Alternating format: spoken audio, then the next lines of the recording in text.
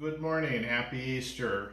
It's Easter morning and thought I would start off by making some focaccia. So I'm going to quickly show you how to do that. I'm going to start with 1 cup of water, which I've warmed in the microwave for 1 minute, which with my microwave brings it to 120 degrees, which is the temperature that you want. You don't want to get more than that or you will kill the yeast. Yeast doesn't like more than 120 degrees.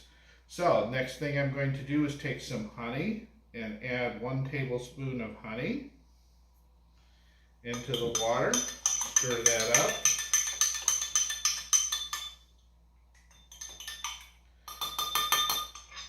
And then I'm going to add 2 teaspoons of yeast. And I just use the regular dry yeast. Okay, and we'll stir this up. And we're doing the yeast mixture first because the yeast mixture needs to sit for a few minutes until it develops a foam on top of the water. That's how you tell if the yeast has been activated and has started working. I have a 1/4 cup of olive oil in the bottom. Olive oil is what makes focaccia. And then I'm going to add in 3 cups of flour. 1,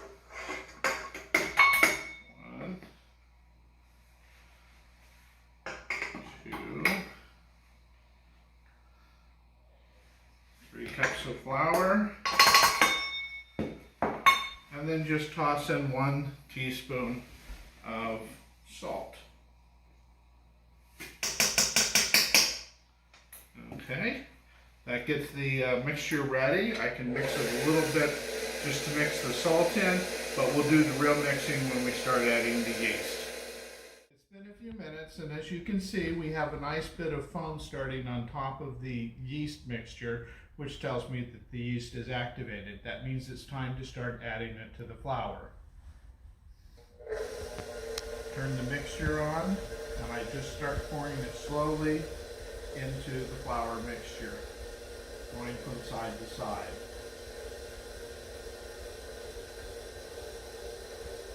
And when you pour it in, you do want to make sure you get all that nice foam because that's where the yeast has been active.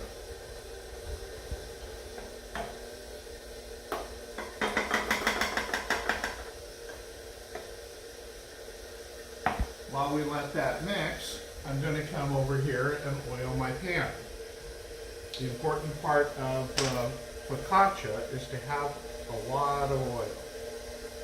So I drizzle oil on it, going both ways. And then I use one of these barbecue brushes to brush it in nicely all over the bottom of the pan. So I usually put about a 1/4 cup of olive oil in the bottom of my pan. It may look like a lot, but we're going to be coating both sides of the focaccia with the dough once we put it in the pan. So we've got the pan all ready, and we're just going to let this mix for a while. And if the dough starts building up around the edges, I'm going to stop the mixer, put it down, just scrape the dough in from the edges so that it mixes well. Start it back up and just let it mix. And then we're going to let this mix for about 5 minutes.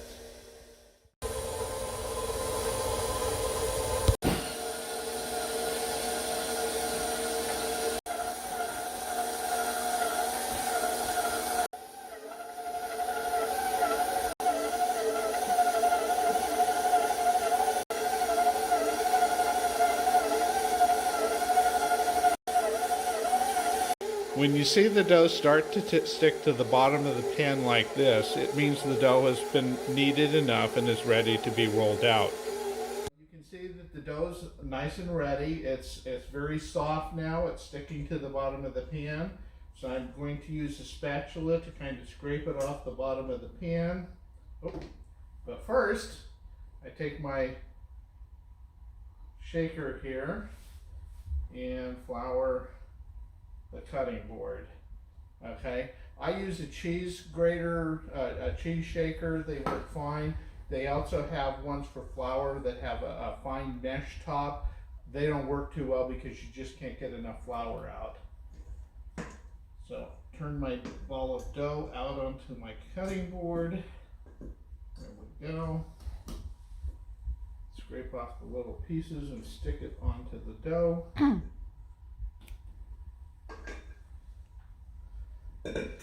Next, I'm going to use a rolling pin for this. I can start by stretching it, but the first thing I'm going to do is flour up my rolling pin a little bit so it doesn't stick. So what I want to do is to stretch the dough out, and just like when I did my pizza, I'm trying to get it into the basic shape of a pan. The difference between my pizza and my focaccia is I use a slightly bigger pan for my focaccia because I want my focaccia to be a little bit thinner, which makes it crispier, which is the way they like to do it. My favorite focacceria is in Chiavari, which is in Liguria, which is northern Italy, the Italian Riviera. And the biggest problem that I have with getting a good focaccia in Chiavari is that our relatives are usually fighting over who gets to feed us so much that we never get time to go in town to buy the focaccia that I so love and want to eat all day. So the next thing I'm going to do is to take the dough that I've rolled out, pick it up, whoop, and put it in my pan. Stretch it out so it fills the pan. And what I'm actually doing is coating the bottom side of the dough because I'm going to flip it again, and this way I have a nice oiled sheet of bread at the top. So there's my focaccia.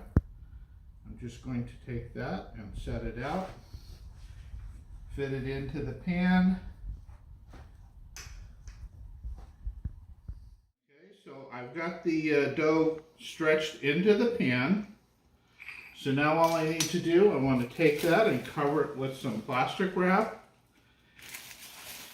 And we're going to let this sit for 3 to 4 hours until the dough rises and it gets nice and pillowy.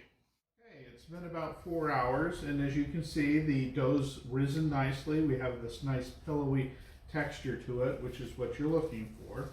So I'm going to uncover it.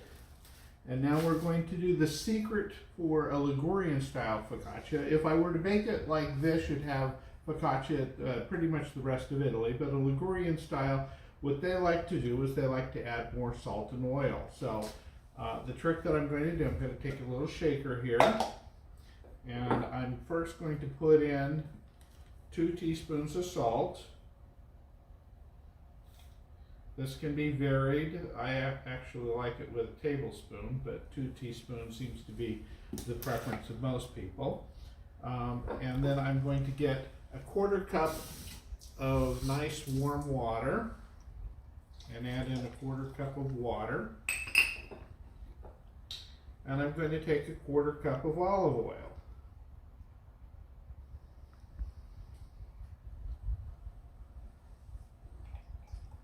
I'm going to put that into a shaker. Put the lid back on the shaker. Close the other lid. And I'm going to shake this up.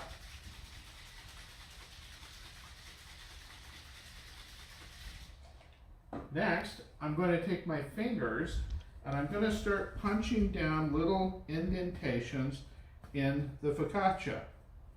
So you're going to see a bunch of little wells that this forms in the focaccia, and we're going to be pouring the water and the oil into these wells, and that gives it a nice little oily, salty flavor whenever you bite into the focaccia and you get to where one of these wells are. As you can see, the focaccia fell because I punched down the foam. I've shaken up my water and oil and salt mixture. And what I'm going to do is I'm going to sprinkle this all over the top of the focaccia. You want to try and do it evenly because you'll find that most of the water and salt will come out first and the oil will come out last. But what you'll see is it fills each of the little wells in the focaccia with a little bit of oil, salty oil, and water. Now it's ready to bake. We're going to put this at the oven for 450 degrees for about 15 minutes when we'll check on it.